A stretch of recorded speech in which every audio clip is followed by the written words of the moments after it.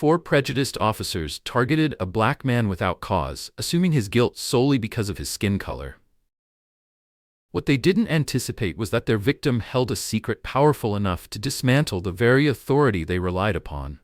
When the truth came to light, their careers unraveled, revealing dark secrets within the system. Isaiah Reed stepped out of Riverbend Bar into the cool night air, the faint scent of recent rain lingering in the breeze. He had been celebrating a major milestone, landing a prestigious new job. At 6'3", with a strong build and a quiet confidence, Isaiah naturally drew attention. However, not all attention was friendly. Parked along the curb was a patrol car.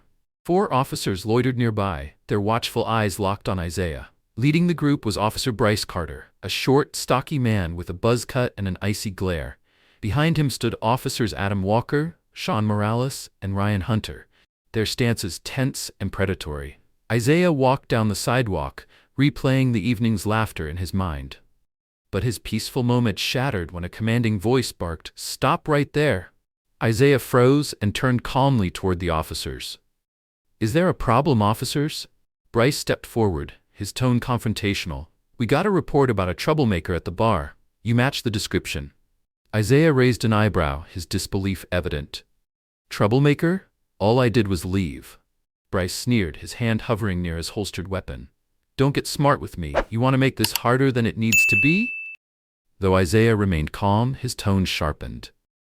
"I haven't done anything wrong. If you've got a valid reason, I'll cooperate. Otherwise, I have the right to keep walking." His composed demeanor only seemed to infuriate Bryce. "Hands on the hood!" Bryce barked, menace dripping from his words. Understanding the danger of escalating the situation, Isaiah complied, though his unyielding eyes sent a clear message of defiance. Across the street, a young woman held up her phone, recording the confrontation. Isaiah caught her gaze and silently conveyed, "This isn't over." Despite his cooperation, the officers shoved Isaiah against the patrol car, locking his wrists in cold, unforgiving steel. "Let's see how smart you are at the station." Bryce sneered.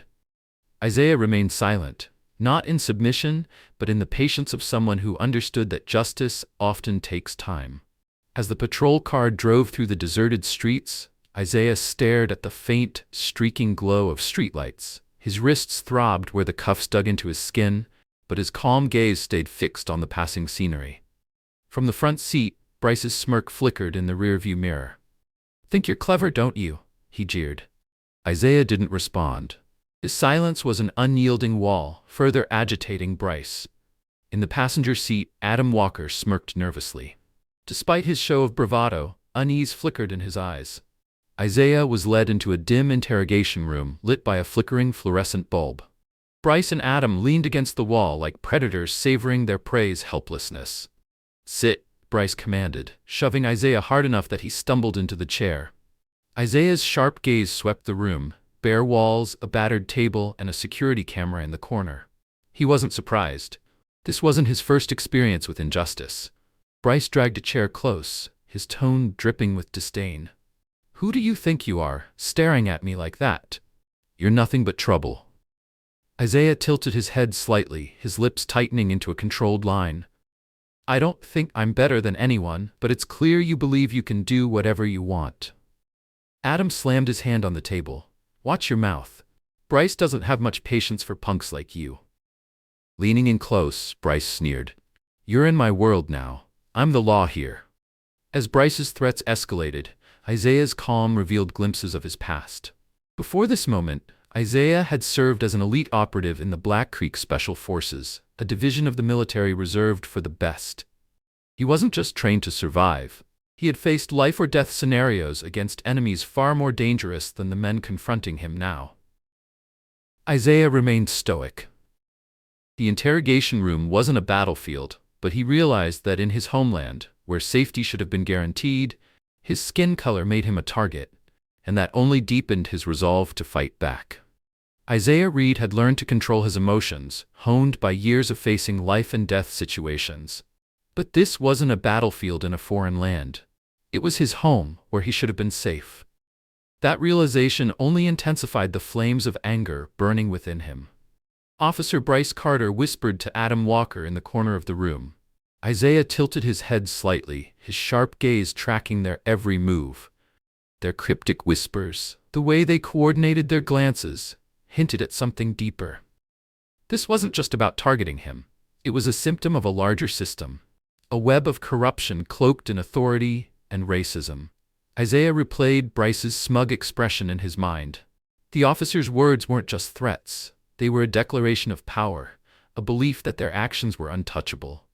Isaiah understood. This wasn't just about his dignity. It was about exposing the truth they were desperate to bury. As the door to the interrogation room closed, Isaiah's eyes shifted toward the camera in the corner. For a brief moment, his gaze hardened, silently sending a message. This isn't over. The dim light in the room seemed to blur as Isaiah leaned back, closing his eyes. His mind drifted back to memories of growing up in Kingston Heights, a neighborhood where systemic discrimination loomed over every aspect of life. In elementary school, Isaiah had learned the painful lesson of being overlooked. His teacher often ignored his raised hand, instead calling on white classmates who frequently didn't know the answers. "Why didn't she pick me?" a young Isaiah had asked his mother after a particularly disheartening day. His mother, her voice soft but heavy with emotion, replied, "Because they don't see you as one of them, baby." As he grew older, the discrimination became more overt. During his first job interview, Isaiah had worn a crisp white shirt and a neatly tied tie, prepared to make a strong impression. But as soon as the hiring manager saw his face, his demeanor changed. "I'm sorry," the manager said, feigning regret. "The position's been filled." Yet the sign on the door still read, "Now hiring."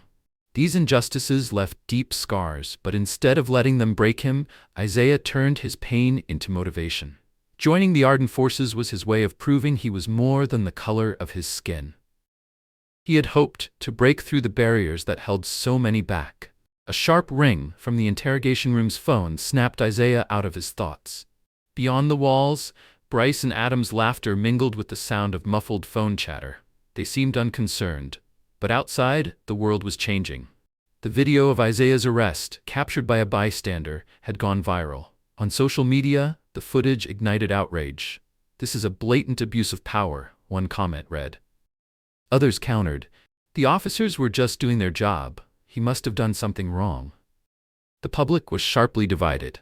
On one side, people condemned the officers' actions as a clear example of systemic racism. On the other, a conservative faction defended the officers, insisting their actions were justified. Protests erupted. Outside the Brighton police station, demonstrators held signs reading, "Justice for Isaiah and End Racism Now." Nearby, a counter-protest formed, their banners proclaiming, "Support the police and law is law." Inside the station, Isaiah remained unaware of the growing chaos, but he sensed the shift in power. Bryce and Adam's laughter grew more strained. Their smug confidence faltered, betrayed by subtle glances and stiffened postures. Isaiah closed his eyes again and exhaled slowly. This battle wasn't just about him. It was for everyone who had been overlooked, silenced, or belittled because of their race or circumstances. When he opened his eyes, his gaze was steady, filled with resolve. Public opinion might have been divided, but Isaiah knew the truth would ultimately prevail. This fight wasn't about seeking revenge. It was about ensuring that the voices of the unheard would finally be acknowledged. In the oppressive stillness of the interrogation room, Isaiah sat calmly.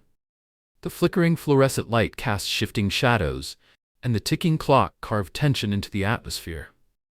Though he appeared composed, his mind churned with thoughts of strategy. He couldn't let this moment pass without action.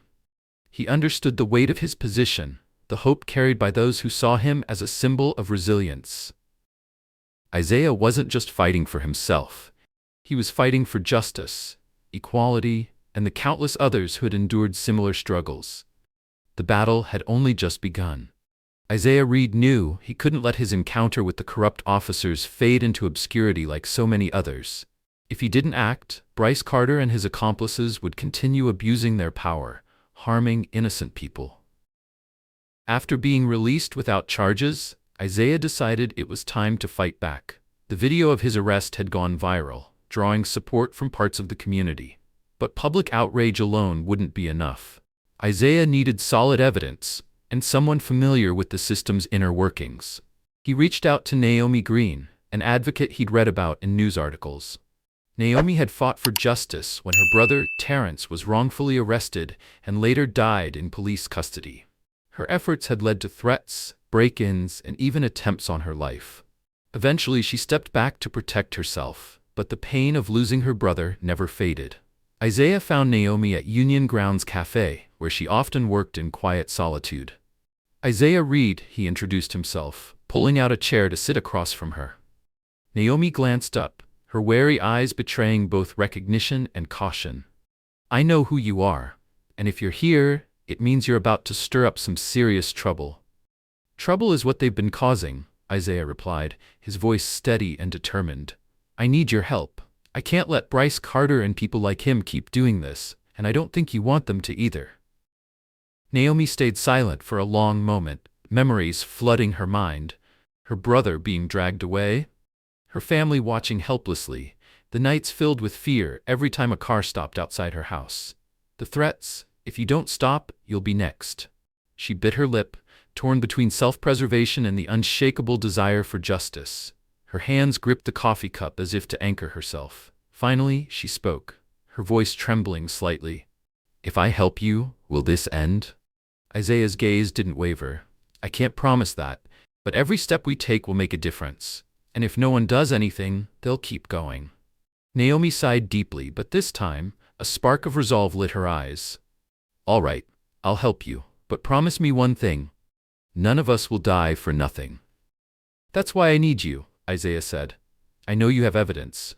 I need you to show me where to start." Reluctantly, Naomi opened her bag and pulled out a folder stuffed with photographs, emails, and internal documents she'd gathered in secret. "This is what I have," she said, sliding it across the table. "But I warn you, it's just the tip of the iceberg. There's someone else, someone far more dangerous behind all this." As Isaiah sifted through the documents, he uncovered disturbing truths. Bryce Carter wasn't just abusing power for personal gain. He was part of a larger corruption network involving smuggling, extortion, and cover-ups. At the center of it all was Captain Richard Hayes, Bryce's superior, a ruthless and calculating figure who not only protected Bryce from previous allegations, but used him to carry out illegal operations. As Isaiah and Naomi worked late into the night, a sudden incident disrupted their progress. Naomi's computer screen went black before a chilling message appeared. "We know what you're doing. Stop now, or it all ends here." Naomi's face turned pale. She frantically tried to disconnect her computer, but it was too late. Every file was wiped. Thankfully, she had backups stored on an external drive. At the same time, Isaiah received a call from his friend Darnell, his voice trembling with urgency. "Isaiah, there's a black car parked outside my house. I think they're watching me." Isaiah rushed to Darnell's location, but by the time he arrived, the car was gone. A note was left behind, bold letters etched in menace. "Next time, we won't just watch."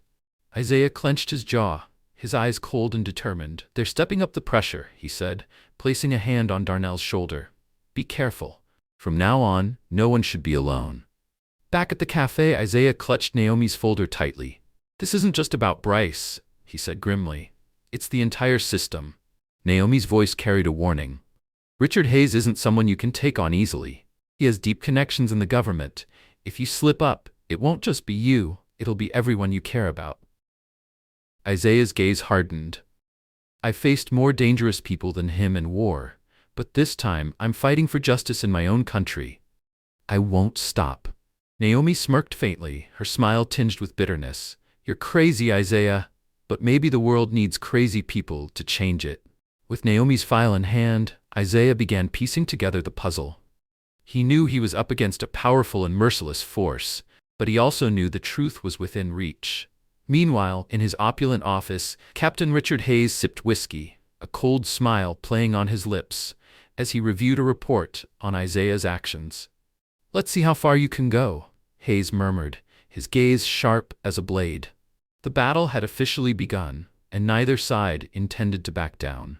Determination burned in Isaiah Reed's eyes as he prepared for the battle ahead, but he knew that every step he took endangered not only himself but everyone around him. In the city's shadows, his enemies weren't idle. Captain Richard Hayes, the mastermind behind the corruption, monitored Isaiah's every move through his vast network. To Hayes, Isaiah wasn't just a troublemaker. He was a threat capable of unraveling the empire Hayes had built. That evening, Naomi Green returned to her small apartment, glancing nervously over her shoulder. She knew rejoining the fight meant reliving the danger she had once escaped. Just as she drew her curtains, a pair of headlights illuminated her window. A black SUV idled outside, its engine quietly rumbling, but no one stepped out.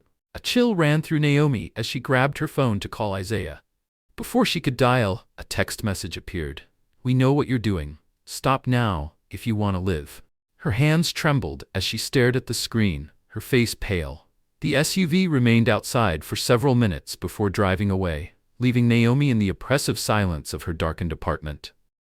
At the same time, Darnell, Isaiah's loyal friend who had been helping analyze Naomi's files, was also targeted.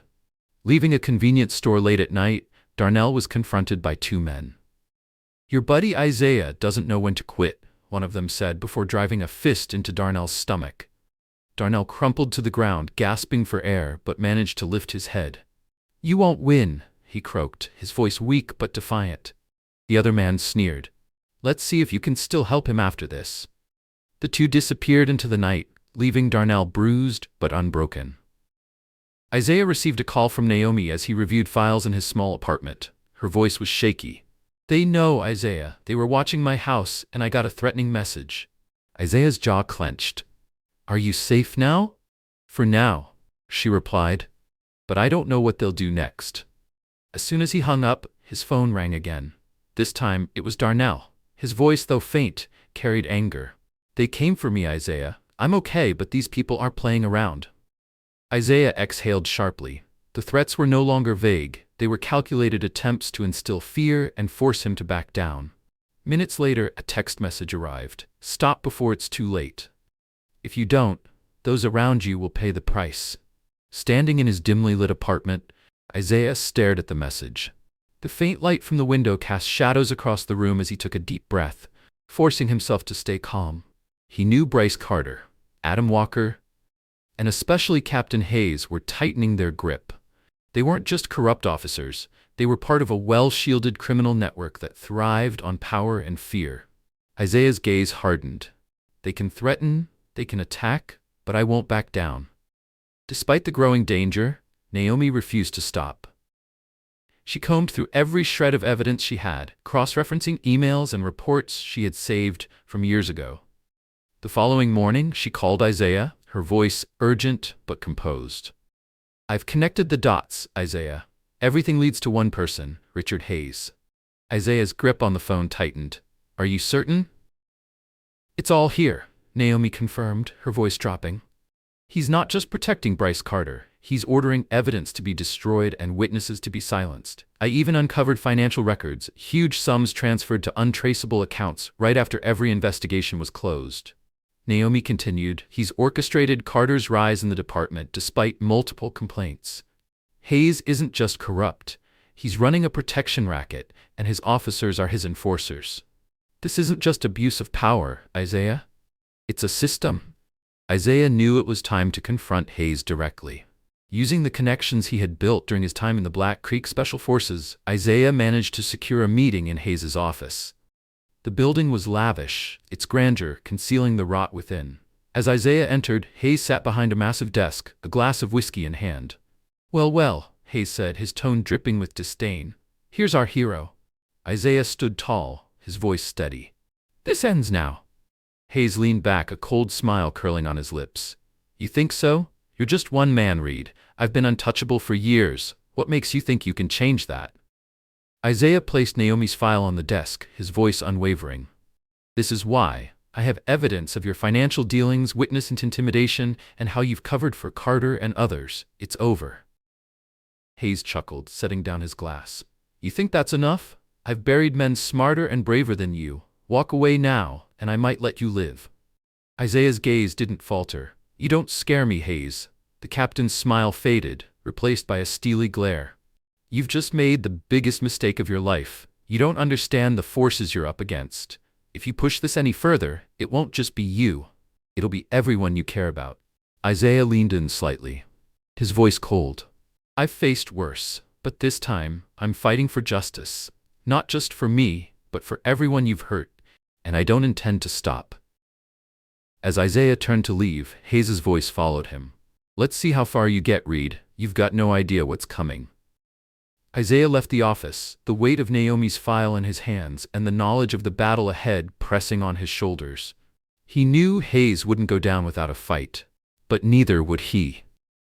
Isaiah Reed stepped into Captain Richard Hayes's office, the tension palpable. He placed a thick folder on the polished desk, his voice steady but resolute. I don't think I can take you down, Hayes. I know I can. This is the evidence of everything you've done, shady transactions, cover-ups, and all the cases you've buried for Bryce Carter. Hayes glanced at the folder, then looked up, his eyes cold and calculating. You think this is enough? I can make anyone and anything disappear. You'd better think carefully before you proceed. Isaiah didn't flinch. Threats don't work on me, Hayes. I'm not like the others you've silenced. Hayes chuckled softly, setting his whiskey glass on the desk. You're a smart man, Reed. Why waste that intelligence fighting me? I can give you whatever you want, money, fame, a clean slate. All you have to do is walk away. Isaiah leaned forward, his gaze icy. You think I'm here for money or fame? I'm here for justice, something you'll never understand. The captain's smile disappeared, replaced by a dark, menacing expression. You've just made a grave mistake, Reed, one that will cost you dearly. Hayes stood and walked toward the door, his voice dripping with finality. Enjoy your remaining days, Reed. They won't last long. That evening, Isaiah received a frantic call from Naomi Green. Isaiah, she said, her voice trembling, 2 men were outside my house. I think they're watching me. At the same time, Darnell, still recovering from his earlier attack, received a chilling message. Stop now, or you'll be next. Isaiah clenched his jaw. These weren't idle threats anymore. They were calculated moves to suppress the truth. His enemies weren't just trying to intimidate him. They were willing to silence anyone who dared oppose them. But Isaiah didn't waver. With evidence in hand and his determination unshaken, he knew he had to act swiftly. The danger was growing, but so was his resolve. Meanwhile, in his patrol car, Officer Brian Tate sat gripping the steering wheel tightly. A man Isaiah had once considered a potential ally.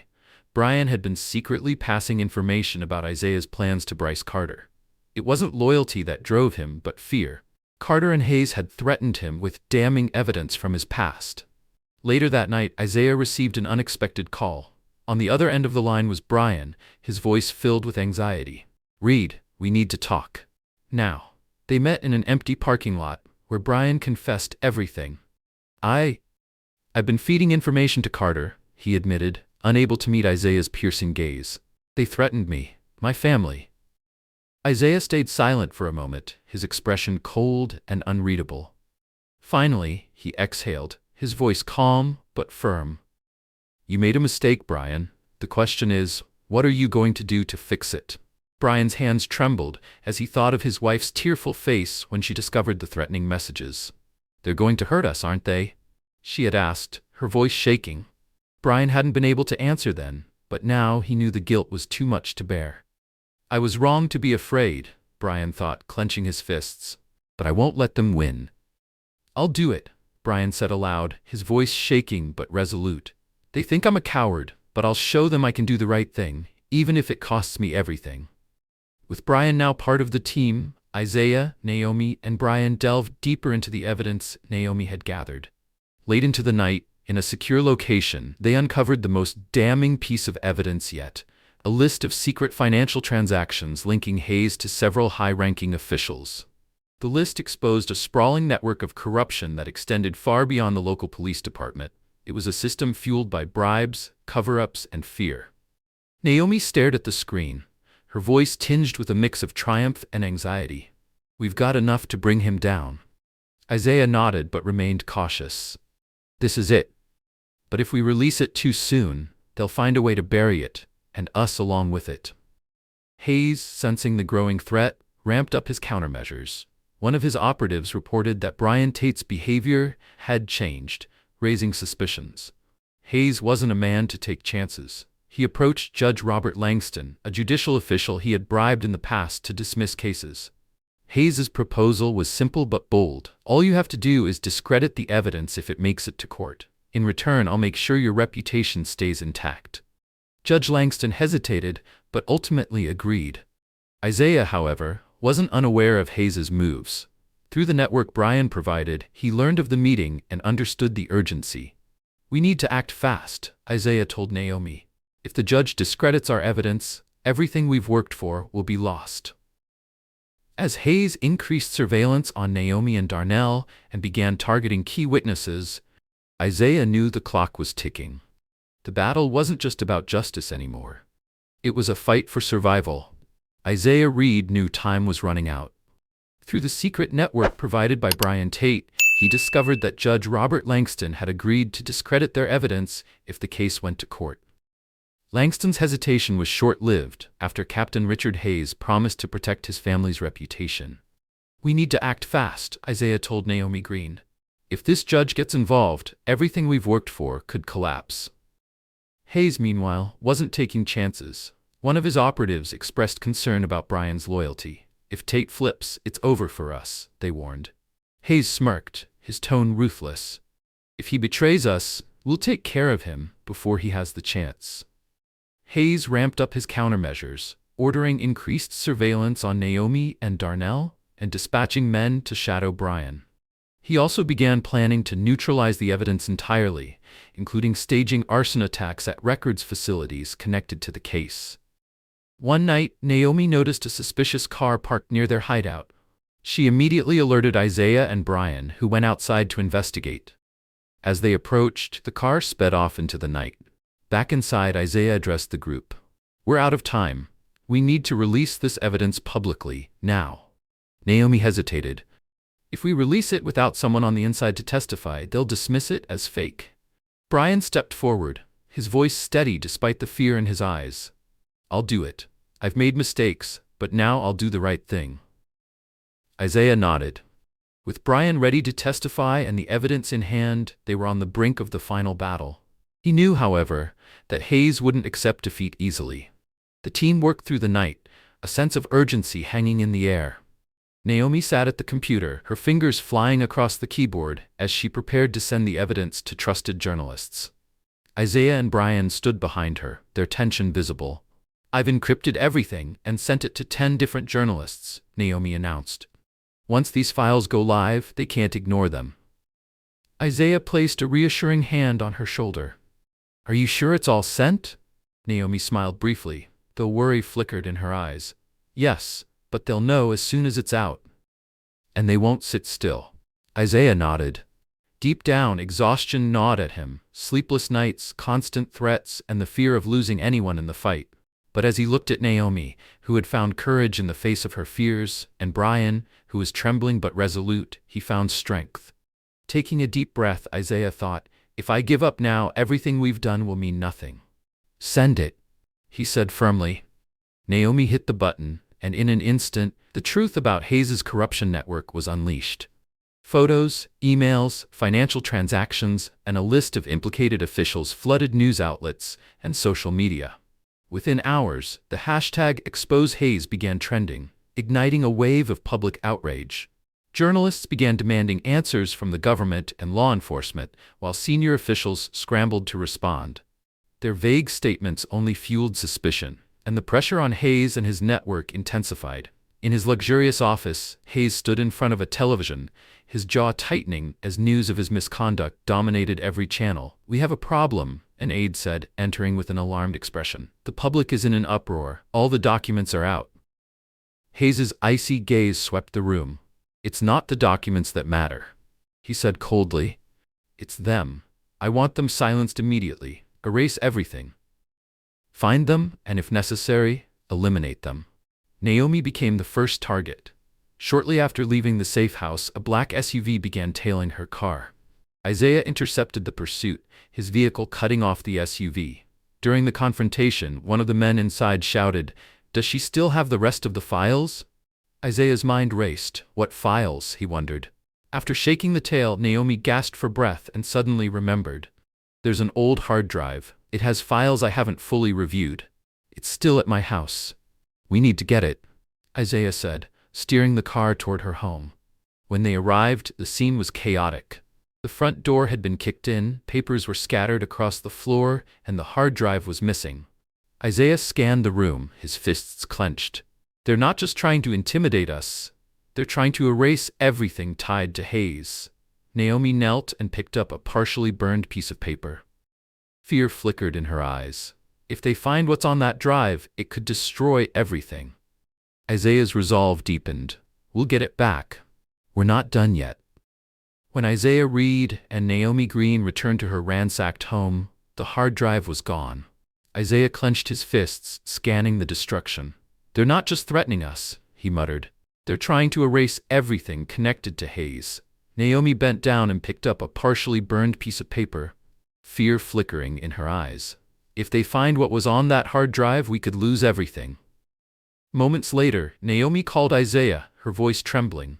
Isaiah, someone's following me. They're right behind me. She gripped the steering wheel tightly, sweat forming on her brow despite the car's air conditioning. The SUV behind her roared closer, headlights glaring like the eyes of a predator. Her heart raced, but a spark of determination ignited within her. I can't stop now. If I give in to fear, everything ends here, she thought, remembering her brother and the sacrifices made to expose the truth. Isaiah, she said, her voice steadier now, I'll keep driving, but you need to get here fast. Isaiah jumped into his car, his voice calm but urgent. Stay on the main roads, Naomi. Head toward the city center.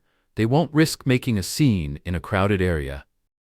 Naomi gritted her teeth and swerved onto a narrow street, trying to create distance, but the SUV didn't falter. The gap between them shrank. Just as it seemed they were about to cut her off, the blare of a car horn pierced the tension. Isaiah's car appeared from another direction, slamming into the SUV to throw it off course.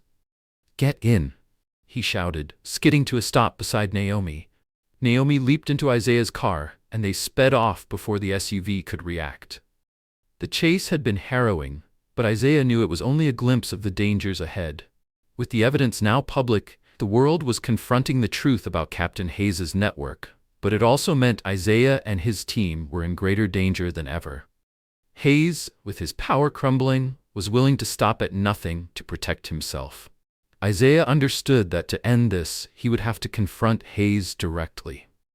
That night, Isaiah parked a few blocks away from Hayes's office. The building was heavily guarded, but Isaiah's military training allowed him to move undetected.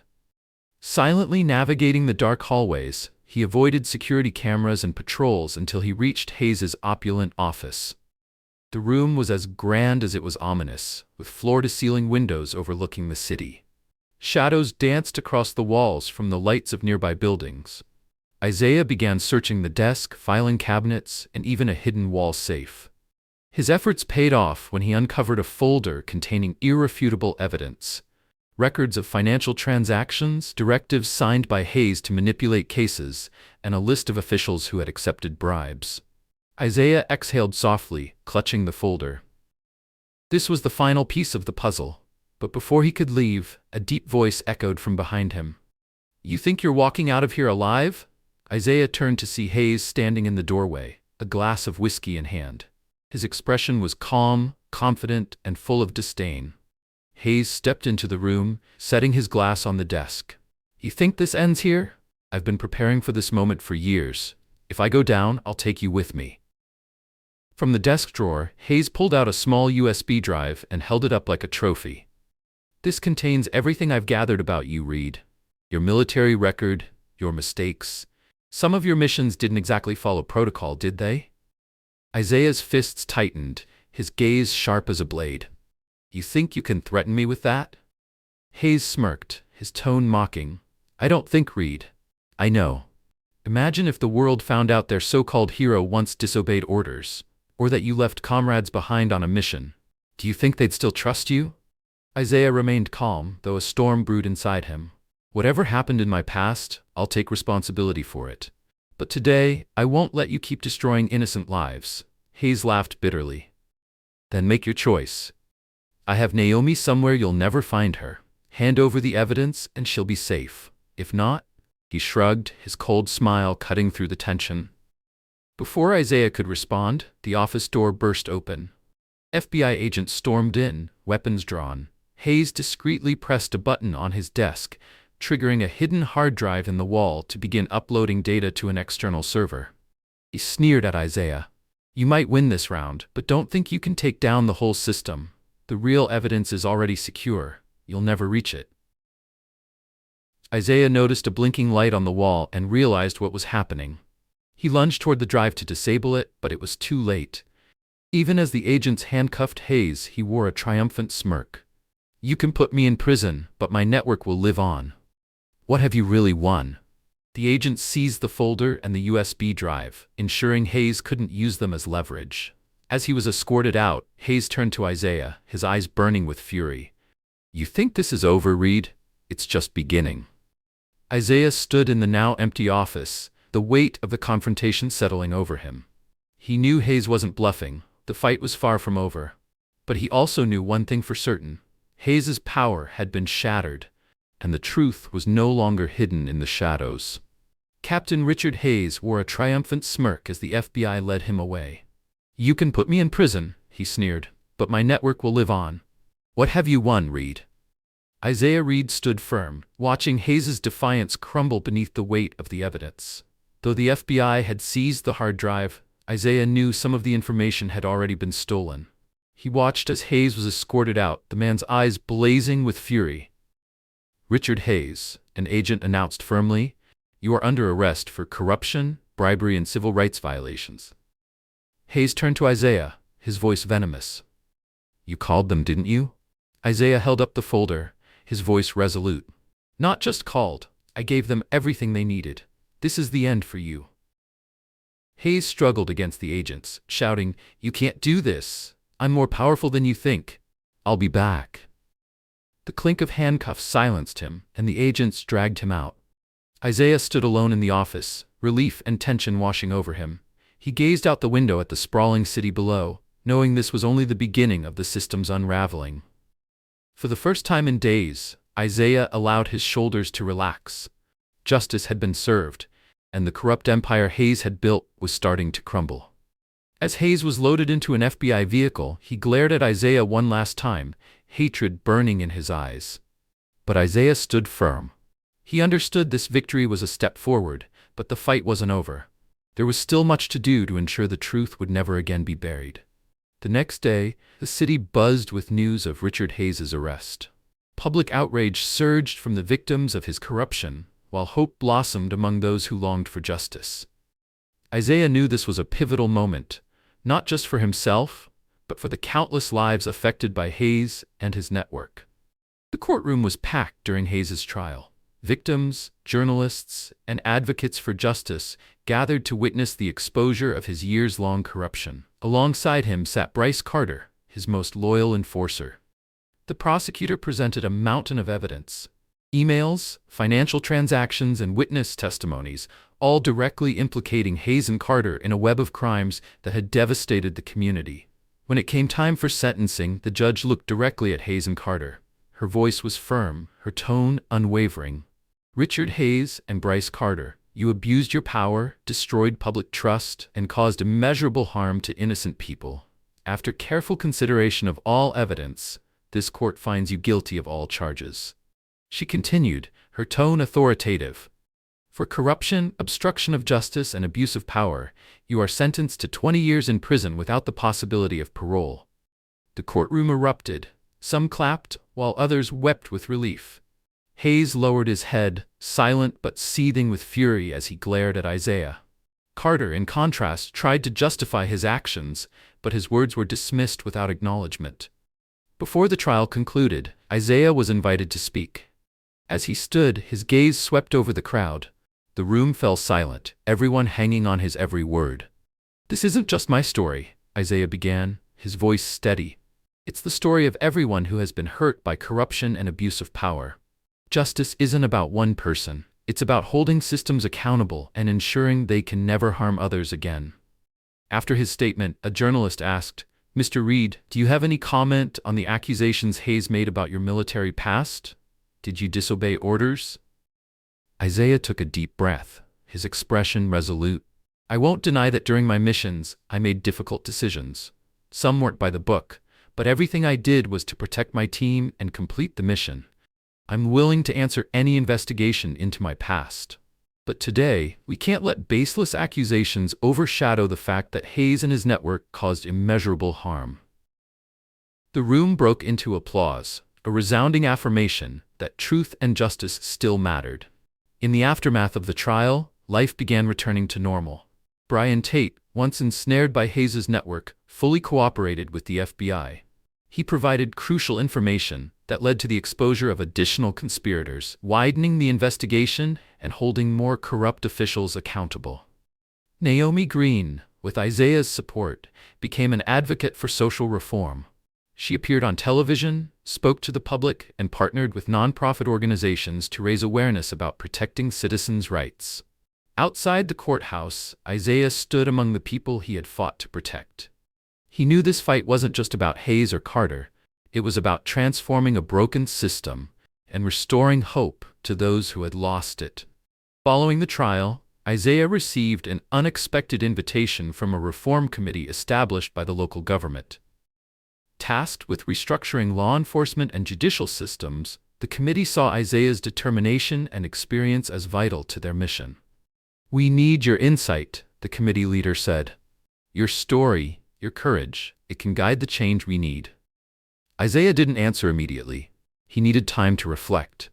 But he understood the opportunity to turn his sacrifices into meaningful, lasting reform. The documents uncovered during the investigation led to further arrests.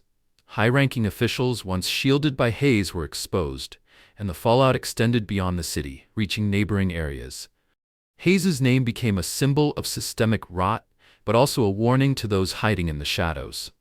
Naomi, now a prominent figure in the reform movement, continued to speak nationwide. She partnered with nonprofits and used her platform to remind the public that courage and perseverance could bring about change.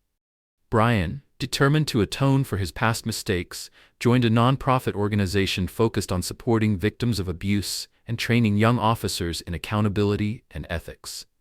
Standing outside the courthouse, Isaiah watched the people around him.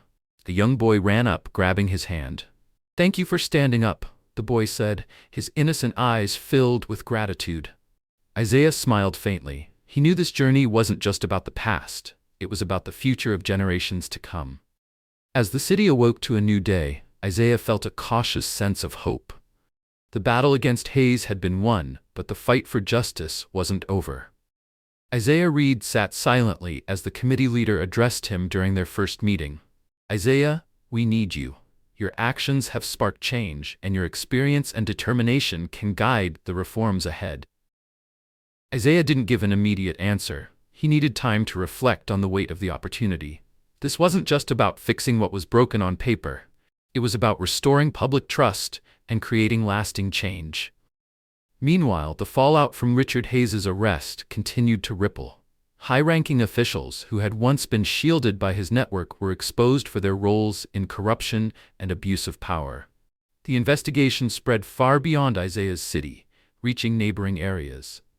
Hayes's name became synonymous with systemic rot, but also served as a warning to others hiding in the shadows. Naomi Green became a national figure in the reform movement.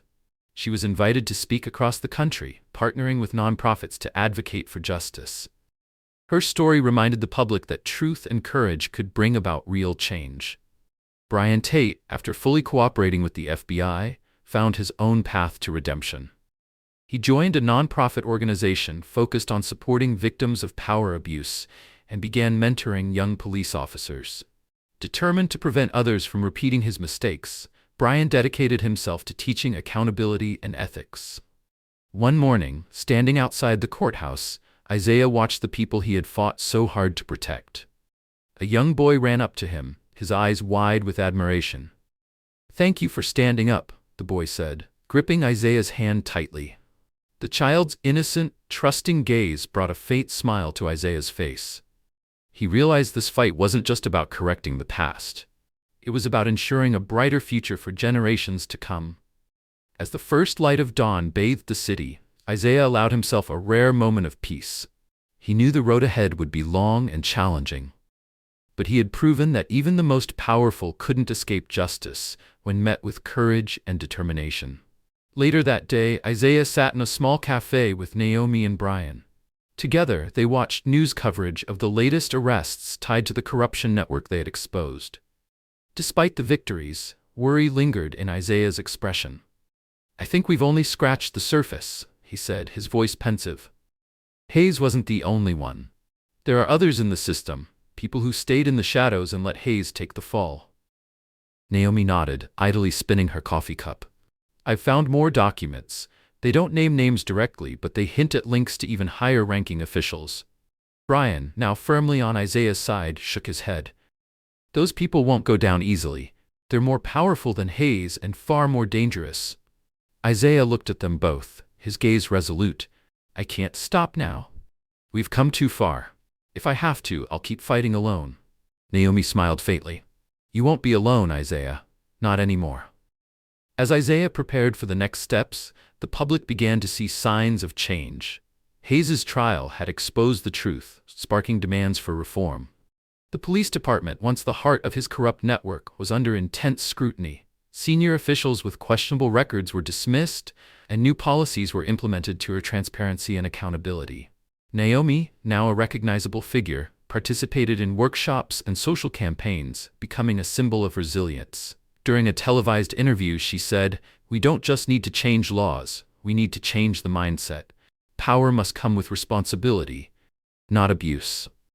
Brian, determined to rebuild his life, found purpose in helping others. Through his nonprofit work, he supported victims of corruption while guiding young officers toward ethical policing. One evening, standing on the balcony of his apartment, Isaiah gazed at the city glowing under the night lights. He understood that many places remained unprotected and that justice was still a luxury for far too many. As he stood in quiet contemplation, his phone buzzed. It was a message from Naomi. "Isaiah, I keep thinking about what Hayes said, that he held me hostage. I wanted to ask, why did you choose to save me instead of keeping all the evidence?" Isaiah stared at the message, his expression softening. He replied, "Because justice isn't just about exposing the truth. Justice is about protecting the vulnerable, the ones the system has abandoned. If I hadn't saved you, everything I did would have been meaningless." Naomi responded a few minutes later, her words brief but heartfelt. "Thank you. I'll keep fighting for all of us." Isaiah smiled faintly at the screen. He knew this journey wasn't over, but he also knew he wasn't alone. The corrupt network Hayes had built was dismantled, but others still lurked in the shadows. Yet what Isaiah, Naomi, and Brian had achieved proved that justice could prevail when faced with courage and persistence. Under the quiet, starry sky, Isaiah allowed himself a moment of satisfaction. He knew the fight for justice was far from finished, but as long as there were people willing to stand up, the world could change. In his small room, Isaiah Reed sat by the warm glow of his desk lamp, the light illuminating scattered documents across the table. The battle against Richard Hayes had yielded significant victories, but the new files Naomi Green had sent reminded him that the journey was far from over. Isaiah picked up a photograph of the community standing outside the courthouse, holding banners demanding justice. For a moment, he reflected on everything they had accomplished. He realized that in this fight, he was never truly alone. Real strength didn't lie in one person or a single system. It was in the unity of those who dared to stand together and persevere. A week later, Isaiah was invited to speak at a community center, a gathering place for victims of abuse and their families. Dressed in a sharp black suit, he stepped onto the stage to thunderous applause. "This story isn't about me," Isaiah began, his voice strong and steady, resonating through the packed hall. "This is the story of all of us, those who have faced injustice but never given up hope." He paused, letting his words sink in. "I used to think I was just one small person against an immense, unbeatable system. But what I've learned is that real power lies in action. Even a single person, brave enough to speak the truth and stand against wrong, can spark change." Isaiah's gaze swept across the audience, his words reaching every corner of the room. "Every action we take, no matter how small, has meaning. A single step can begin an entire journey. And that journey is about fighting for justice and building a better world." When his speech concluded, Isaiah lingered on the stage, watching as people approached to shake his hand, thanking him for restoring their hope. In their eyes, Isaiah saw something more than gratitude. He saw transformation. It wasn't just a renewed faith in justice, but a newfound belief in themselves and their ability to make a difference. That night, Isaiah sat by his window, gazing at the city below. The twinkling streetlights resembled tiny flames, each one a symbol of hope within the community. Naomi sent him a message. The community has changed, but there's still so much work to do. Isaiah smiled faintly as he typed his reply. True. And we'll keep going. Isaiah's story didn't end with closure. Instead, it marked the beginning of something greater. It wasn't just about dismantling a corrupt network. It was a testament to the power of courage, perseverance, and unity. Though injustice still lingered, the glimmers of hope had started to shine. Flames of determination had been ignited within the community, burning brighter with every step forward. Isaiah understood that true strength wasn't about wielding power. It was about resolve and the willingness to act. Under the vast starry sky, Isaiah allowed himself a moment of quiet reflection. His journey might continue, but he knew one thing for certain: as long as even one person dared to stand up, the world could change. Justice doesn't come from waiting, Isaiah reminded himself. It comes from action. His story wasn't just about fighting a corrupt system. It was a powerful reminder that while one person might seem small, standing against injustice could inspire others and spark a movement for change.